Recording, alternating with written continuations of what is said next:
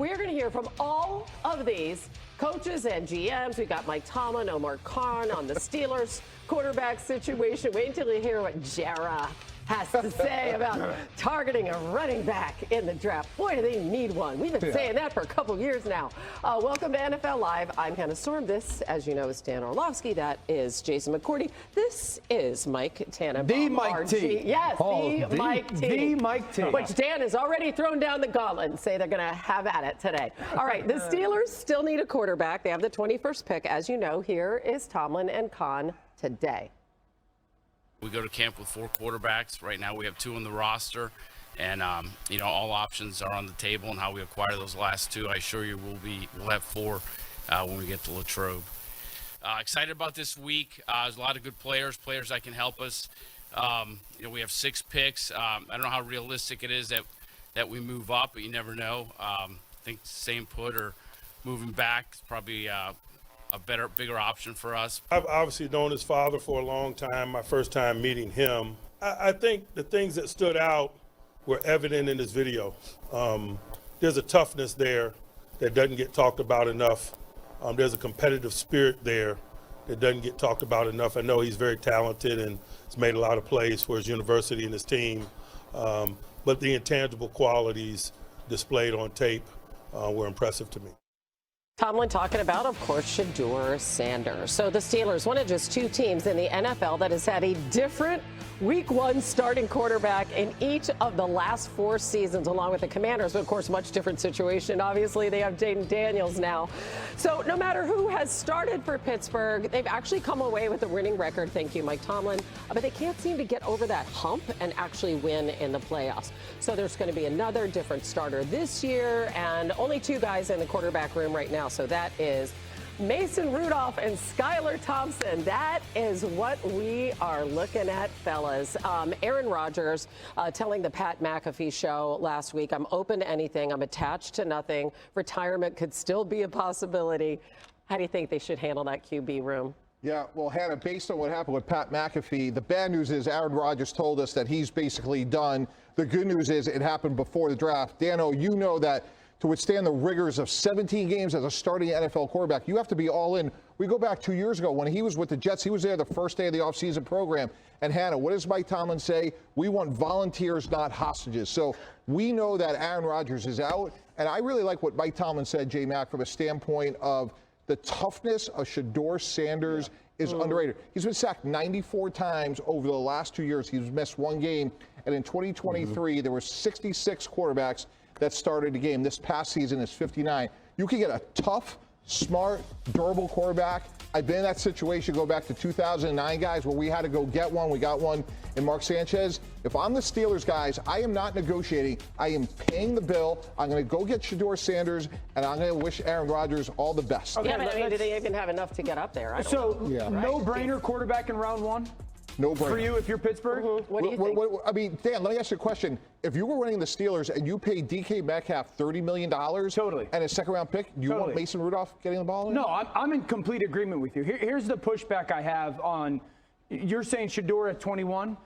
If all the quarterbacks that we think are first-round potential quarterbacks or top 40 picks, you're talking Cam Ward, Jackson Dart, Shedeur Sanders, Jalen Milroe, Tyler Shuck, if they all peak, if they all reach their highest, who's going to be the best? Probably Milroe. Exactly. So if you're the Pittsburgh Steelers, like if Shedeur peaks, he's going to be a good player. But if you are the Steelers and Jalen Milroe's there, and maybe they have to trade back to 26, 27, 28, and that's the guy for your future, because the list of the things that Milroe doesn't do well is a lot shorter than the list of the things that he does do well. And I don't want to represent that he's this finished product, unbelievably accurate player, all that. But there's no way that you can sit there, watch the same tape I've watched, watch the same talent that I've watched and go, if we believe in the development of our organization, if you're the Steelers, and you believe in the people that are in charge of the development of the players, that guy doesn't have the chance to be a star. The only issue with that, in the sense of, to your point, if Aaron Rodgers is done, if he's not going to be a quarterback in that locker room, and you bring in a guy like Jalen Milroe, can you allow him to sit and just let Mason Rudolph be the quarterback? You absolutely can. And for You would how have long? to, right? As long as needed. And if you feel like you get him in your building and he's maybe a little bit more expedited than you thought, See, then there's the package, though. That's the challenge for me, because I think it was you put out a tweet today and you talked about the age of Cam Hayward, of TJ Watt, of Minkah Fitzpatrick. 36, 31, 29. For all of those guys, if you're in that locker room and now you're going with a young quarterback and Mason Rudolph, and that young quarterback, you really don't know when he's going to be ready to play, because like you said, ceiling is through the roof. The floor is probably a lot lower than a guy like Shedeur Sanders. So to me, that's, and I'm not saying I love Shedeur and he's the guy, but to me, that's the conversation where they may need a guy that's ready to play sooner rather than later. Let Mike T get in here. Hannah, when you draft a developmental quarterback, you need a firm plan in place. So Jalen Hurts going to the Eagles with Carson Wentz, or Lamar Jackson with Joe Flacco.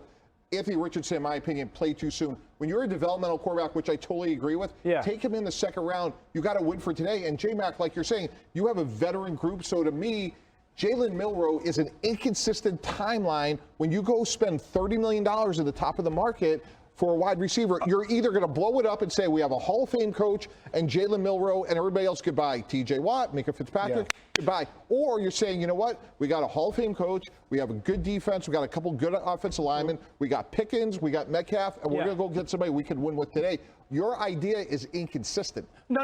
Okay, so first of all, when you say get him in the second round, 33 through 40, picks 33 through 40 are going to be Cleveland, New York, the Raiders, and the Saints. That's where the quarterbacks are I just want to point out they go from pick 21 to 83. Exactly. Okay, so they don't have anything in between right now. And Schefter mentioned yesterday, like, their desire to maybe move back in the first round, get that second round pick. So I don't think you can wait till the second round if you have the interest in him. And here's my pushback with everything. So Jalen Milroe is a quarterback, 2-year starter at Alabama, 2 different offenses. He really played with one NFL wide receiver, Ryan Williams, who was a true freshman. So we live in the world when we're evaluating these quarterbacks, and with all due respect, Mike T, you've done it significantly longer and better than me. But, like, when we select them, they have to be what we think they're going to be in that moment and play right now. And we've lost sight of development. And I go back to the list of the Baker Mayfields and the Dak Prescotts and the Geno Smiths and the Tua Tagovailoas and the Jared Goffs. Those guys were developmental players. Jalen Hurts, a developmental player. Lamar Jackson has developed. Lamar Jackson didn't play MVP football his rookie year. He's developed into that. And so there is a reality where the NFL still has to, while we've seen some young guys, Jayden and CJ, step in and play so well, we still have to live in a world where we are selecting you for 2 years from now, not right now. But it almost becomes impossible because some of those names on that list, coaches end up getting fired when you draft a guy and you're saying we're drafting him from 2 years from now. And that's why Pittsburgh's perfect for him, because that's not going to happen in Pittsburgh. I like that. You guys are describing the Green Bay Packers. That's what they did. They had Aaron Rodgers. They drafted Jordan Love. He developed, and now they're in the best situation possible. They got a great young quarterback who's in the prime of his career. That just seems to be the exception in the league. The Green Bay Packers are drafting Mahomes with Alex Smith there and waiting. That kind of stability at quarterback, like teams don't get an opportunity to do that, or they just don't choose not to. I mean, and you look at the Steelers, they drafted 3 first-round quarterbacks over a span of 51 years. Now it looks like they might be drafting 2 in a 4-year span. Dan Graziano jumping in to join us now. Dan, the man, what are you hearing about the Steelers' plans? They know they need to address the long-term position of quarterback, the long-term future at quarterback. They are picking at 21, as we've mentioned, and as you mentioned, Hannah, they